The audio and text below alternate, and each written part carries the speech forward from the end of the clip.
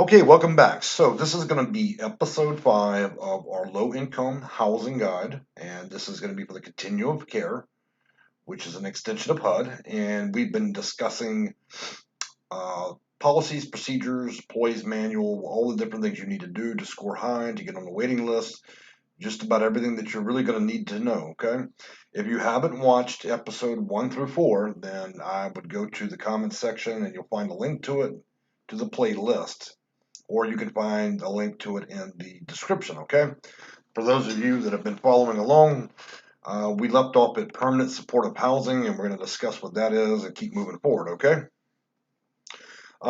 Permanent permanent supportive housing is coupled with supportive services that are appropriate to the needs and preferences of the resident. In other words, you have a choice in where you live.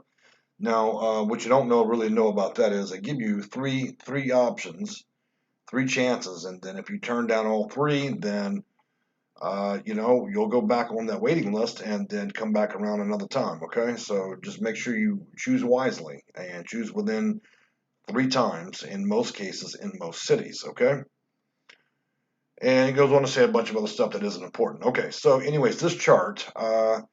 If you look, you don't read it left to right. You have to read it up and down to understand what it all means. But the first line is program description.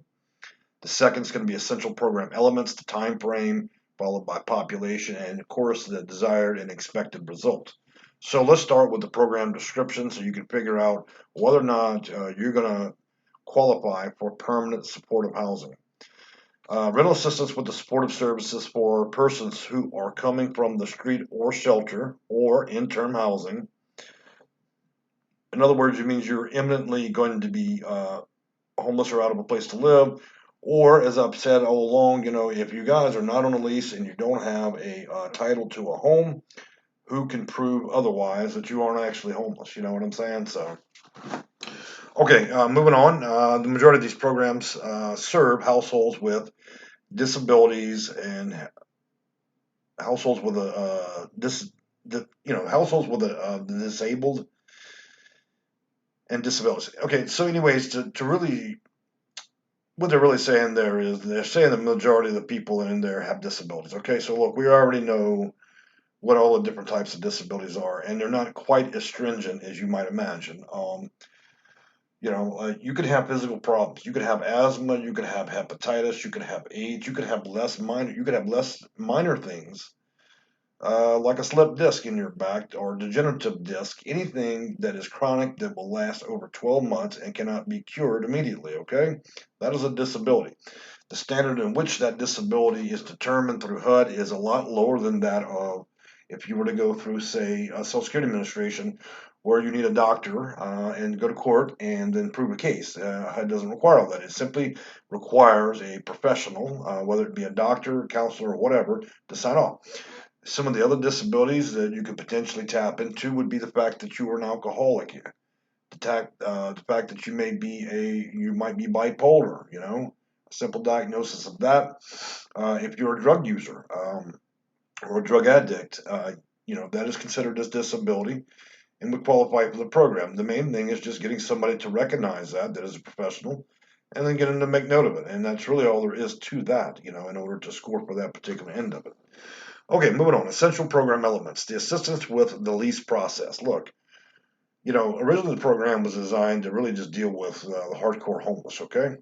These people don't have cars and all that. So, if you do get in this particular program, it's not beyond them to not only work with you, but to bring you to wherever you need to go in order to apply for that and help you through the entire process, and that includes transportation, okay?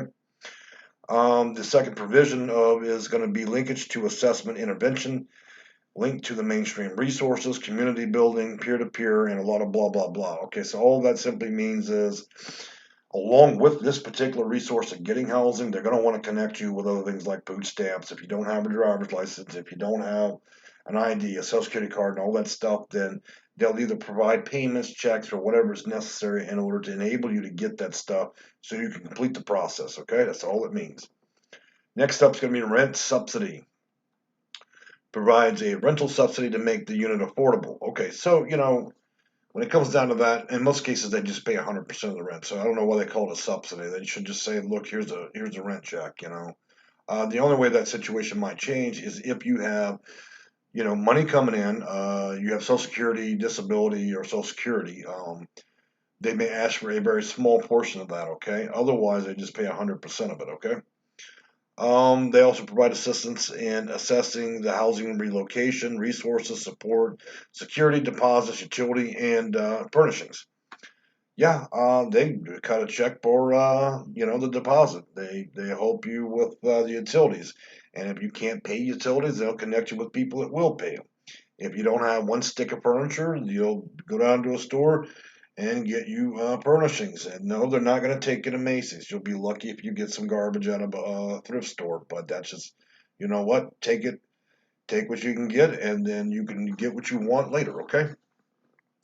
Ensure coordination between the property manager and landlord.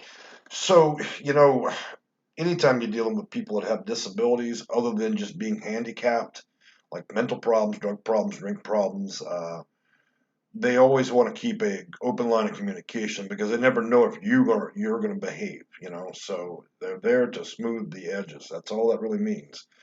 Healthcare access, so wellness services and physical and mental health services. In other words, they're going to want you at very minimum to sign up to ensure that you have a doctor at a clinic where they probably don't charge you, and the wellness services are at random at least, but in other words, they're going to provide some enrichment activity, just like they're going to offer you an opportunity, who knows, to go take yoga. It's whatever it is in your city they want to offer you in that arena. Okay.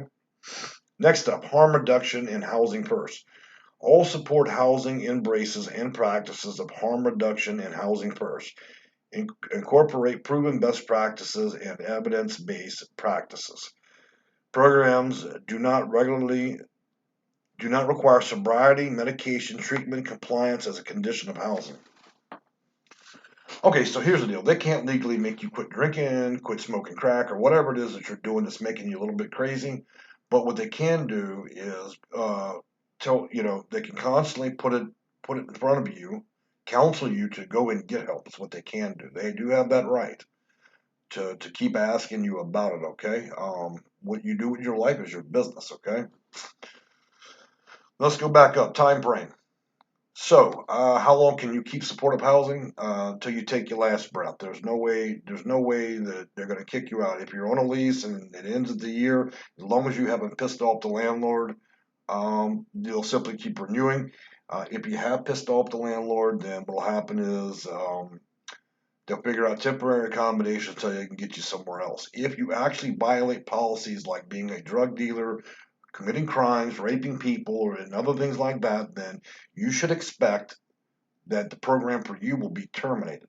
And unfortunately, once you do stuff like that, it will be entered into a primary system file, and then likely you'll be barred for the entirety of your life across all 50 states. However, only in a magical world would they ever have a database that's that thorough. So I don't know that that would actually work. Okay.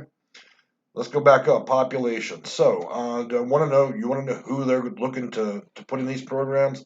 Any high needs individual with multiple barriers to housing that is literally homeless, lease based program. Let me tell you something about lease based and literally homeless. It's self reporting.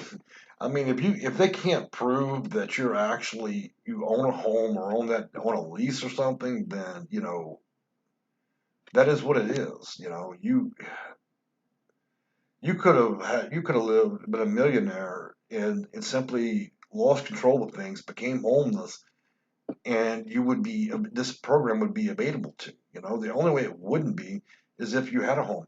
And look, if you're on a lease, you have your own place and everything, then I don't see the point in why you would even bother to go through all of this to be in a permanent supportive housing. I just don't understand it. So anyways, it is a lease-based program. The special eligibility requirements for subsidies, including veterans, disabled, long-term homeless, or domestic violence. So they do give preference to people. So if you've got 5 people that are holding the number one position on the line, they're going to first select people that are first veterans. That is a presidential decree that made that happen. Second in line on that top 5 people is going to be the disabled. Uh, and then you want to have the long-term homeless, and then of course domestic violence. Okay, any of those things could help help you. The disability is especially easy, in my opinion, to prove. Veteran, you have to be a veteran, and then homeless.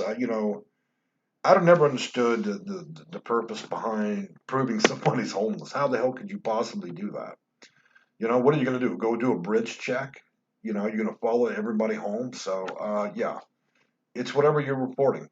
And you know what? If you've been out there on the streets for more than 12 months, then you are long-term homeless. The longer the game, the easier it is to get in this program. Okay, so prioritizing. So first, they're going to look at disability as a condition and the long-term and multiple episodes of homelessness. Let's talk about that real quick. So disabling condition. So like me, I have a degenerative disc disease. Okay, they're not going to be able to ever fix that. These discs will continue to degenerate in my back, and so that is considered a disability under HUD. Okay, so that meets problem number one. Let's just say you're bipolar. Say you flipped out one day, they sent you to the hospital, and on paperwork says you're bipolar. You have a long-term condition. Okay, multiple episodes of homelessness. It's simple. Remember, if you ever watched any of my video, I tell you, if you're staying at a friend's house, say you're staying in their guest bedroom, you're there for 7 days, Sally kicks you out, and you were out on the street 4 months. You go back, Sally said, "Let's be friends again," and you're there for another week, she kicks you out. As long as you can prove that you have been kicked out and on the street 4 different times over a 3-year period, then you meet the criteria of multiple episodes. The difference with B is when you are housed, it should only be for short periods under 7 days. Okay? That's all that means to meet that criteria. The prioritization score of 28 or higher and veteran. Okay, you don't need to be a veteran to be in this program. Okay? All you need is 28 points. 25 of those points is you being chronically homeless. And then you have about another 20 points you can earn. So it doesn't take very much to basically be in permanent supportive housing. Now, let me tell you something. Just because they have it and just because you have like a 51 score, you only need 28 and you got a 51 doesn't mean you're absolutely going to get this. It may not be available at all when you're there at that day, okay? And so what'll happen is they'll try to put you in another program. So you have to decide what you're going to do. This doesn't always work out, okay? Or they may also put you up a hotel, or they may put you in a rapid rehousing temporarily until they can get you into PSH, okay? It's really up to how well the worker is going to work with you. And let me tell you something. When you're applying for this stuff and that becomes your worker, if you two can't stand each other, now is the time to leave and come back another day.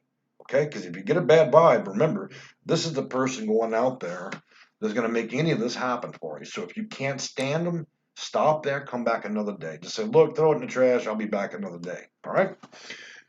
Desired and expected outcomes. Let me make another notation, guys. Some of y'all have been messaging me, and you know what? One of the COC sometimes are at shelters, okay?